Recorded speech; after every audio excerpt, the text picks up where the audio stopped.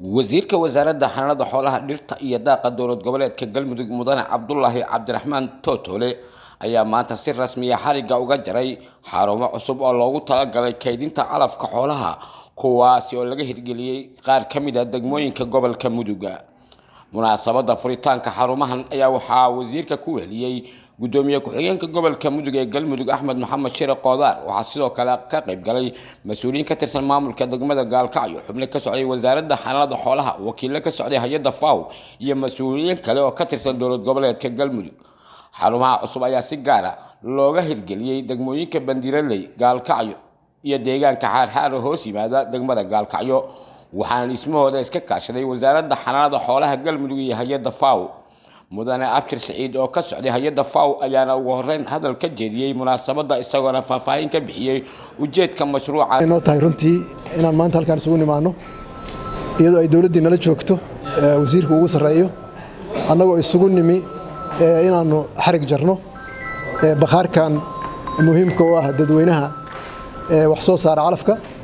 sida la socotaan dadkeenan xoolo dhaqato u badan yahay, xoolo dhaqataduna waxay u baahan yihiin waxyaabo fara badan. runtii maaha wax hal maalin baahidooda lama dabooli karo, laakiin annaga iyo wasaaradda iskaashanaysa cidda nala shaqaysana runtii waxaanu ku talagalnay inaanu wax alla wixii karaankiga qabanno.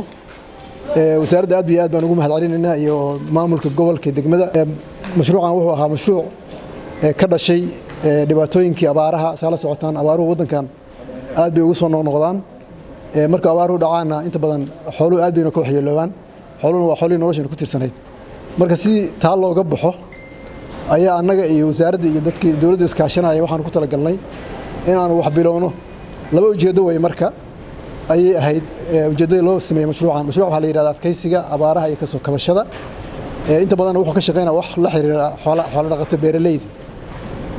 waxaana ugu muhiimsanaa mar dadka in la tuso waxaan baahidan hal mar ma dabooli karin runtii. saa la socotaan gudoomiye ku-xigeenka gobolka mudug galmudug axmed maxamed shire qodaar ayaa dhankiisa uga mahad celiyay dowladda galmudug iyo hay'adda FAO dadaalka ay u gelisay hirgelinta xarumahan laga hirgeliyay deegaanada gobolka mudug.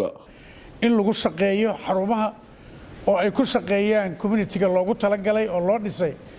qof looma dhisi, shakhsiyan looma dhisi, waxaa loo dhisay dadka shacabka ee ku dhaqan deegaanka degmada Gaalkacyo.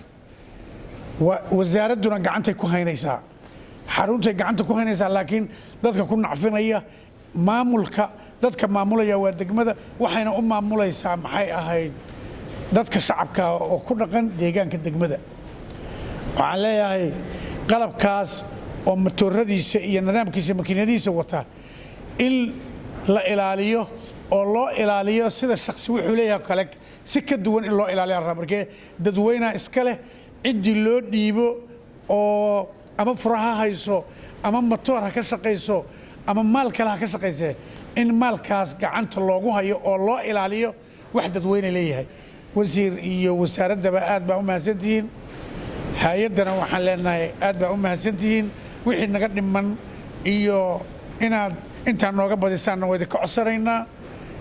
ugu dambeyn wasiirka wasaaradda xanaanada xoolaha dhirta iyo daaqa galmudug mudane cabdullaahi cabdiraxmaan tootole oo si rasmi ah xariga uga jaray xarumahan ayaa ku dheeraaday ahamiyadda ay xarumahani u leeyihiin bulshada gobolka mudug gaar ahaana xoolo dhaqatada. waxa uuna xusay in dhismaha xarumahani ay qayb ka yihiin dadaalada dowladda galmudug ay ku horumarinayso adeegyada xanaanada xoolaha, isagoo bulshadana ugu baaqay inay si hufan u isticmaalaan kana faa'iidaystaan xarumahan iyagoona looga baahan yahay inay ilaaliyaan. gobolka hadda mudug hadda meeshaan ayadaa dhistay, Bandiiraleyna meeshaan oo kale ka dhistay, Xaarxaarna meeshaan oo kale ka dhistay. saddexda maanta la furaya haddii Ilaahay idmo. xarig sharkaana saddexdooda wada matalaya, laakiin labada kalena waan tagaynaa haddii Ilaahay idmo. aan horta annaga baqaaradan kaydka wax nagu cusub waay in bulshada inta meel loo dhiso iskaashato la sameeyo, makiinadihii la dhigo, la yiraahdo dadku waxaan ognahay dadkii beeray u kacay. waxaan ognahay calafka laga soo saaraa, wixii kale laga soo saaraa, waxaas waxay u baahan yihiin meel lagu shiido, waxay u baahan yihiin meel lagu kaydsado. horta baqaarkan reer Gaalkacyo iska leh iyo midka Xaarxaar ku yaalaba reer Gaalkacyo iska leh, shakhsi iska leh ma jiro, ummadaana iska leh. waxaa mas'uul ka ah wasaaradda xanaanada xoolaha gacan ku haynta maamulkiisa iyo qaabka loogu shaqeeyo degmada.